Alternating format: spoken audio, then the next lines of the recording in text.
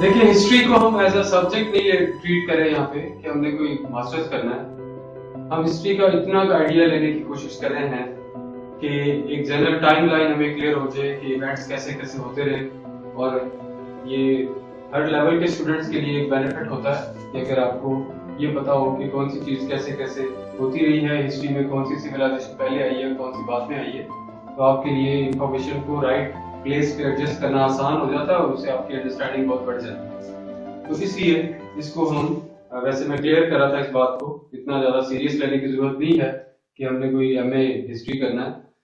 देखें, रिनेसांस की बात कर रहे थे, age of exploration, age of discovery, हमने कहा इसको 1500 टू 1600, और इस दौर में दुनिया एक्सप्लोर हुई है।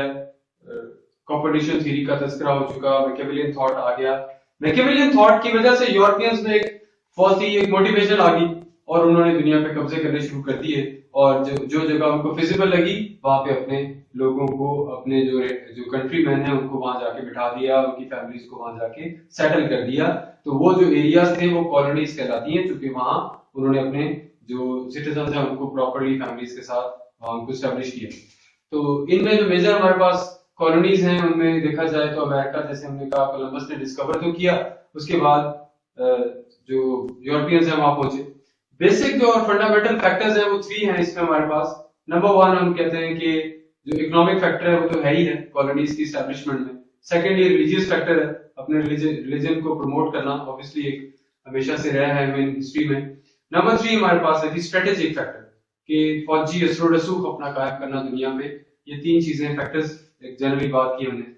इसके अलावा जब हम आते हैं यूरोपियंस पे, यूरोपियंस में स्पेनिश कॉलोनीज हमें नजर आती हैं, डच कॉलोनीज हैं, डच कहते हैं नेदरलैंड्स को, फिर फ्रेंच कॉलोनीज हैं, ब्रिटिश कॉलोनीज तो हैं ही हैं सबसे ज्यादा, और उसके अलावा हम पोर्चुगीज हमने बात की है, पोर्चुगीज ने भी काफी चीजों को, काफी एरियाज को कंकर किया।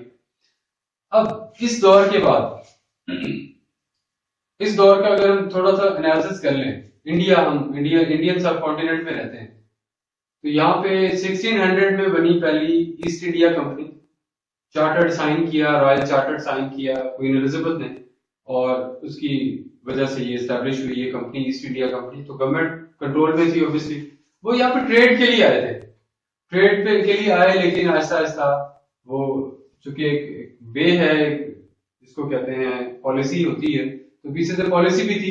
तो आरबी बैक वो हमारी कंपनी है, ईस्ट इंडिया कंपनी थी, और उन्होंने आहिस्ता आहिस्ता 1750s तक तकरीबन पैरालाइज कर दिया यहाँ सारा सिस्टम, और सारा कुछ अपने कंट्रोल में ले लिया। फिर कुछ डिफेक्टो लेवल पे कुछ हमारे पास जो मुगल एम्पायर है वो चलती रही। आखिर फिर 1857 में सबने मिलके वॉर ऑफ इंडिपेंडेंस लड़ी, जिसमें नाकाम रहे, और इवेंचुअली कंप्लीट कंट्रोल आ गया। ब्रिटिश जो एम्पायर है वो, इंपीरियलिज्म है वो यहाँ पे ऑब्वियसली वो आ गया। उसके बाद 1947 में हमने आजादी ली ब्रिटिशर से, और हम अब इसको समझ सकते हैं कि ये कॉलोनाइजेशन पीरियड के इफेक्ट में ये सारा प्रोसेस हुआ। इसके अलावा ऑस्ट्रेलिया को वहां जाके कॉलोनी कायम की ब्रिटेन ने।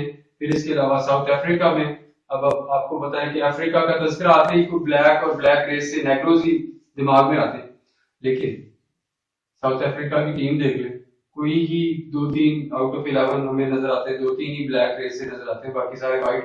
तो व्हाइट कहां से आ गया अफ्रीका? तो बेसिकली कॉलोनी को एक ठंडा इलाका है, पता है आपको कि ज्यादा साउथ वाली साइड पे है, अफ्रीका के बिल्कुल बॉटम में है। तो वहां से ये अब हम पिक करते हैं कि ये भी कॉलोनाइजेशन एज का इफेक्ट था, कि साउथ अफ्रीका में वहां पे जाके जो ब्रिटिशर्स हैं वो सेटल हुए, और वहां पे व्हाइट रेस हमें नजर आई। फिर वो क्लैशेस आते रहे, फिर व्हाइट रेस ने सुपरसीड किया बहुत ज्यादा, जो टॉर्चर किया हर हवाले से। इकोनॉमिक टॉर्चर सबसे ज्यादा बुरा था, जो ब्लैक रेस को फेस करना पड़ा। नेल्सन मैंडेला वहीं पे फिर एक बहुत बड़ी इंटरनेशनल एक पर्सनैलिटी के तौर पे उन्होंने रोल प्ले किया, और बहुत कुछ हमें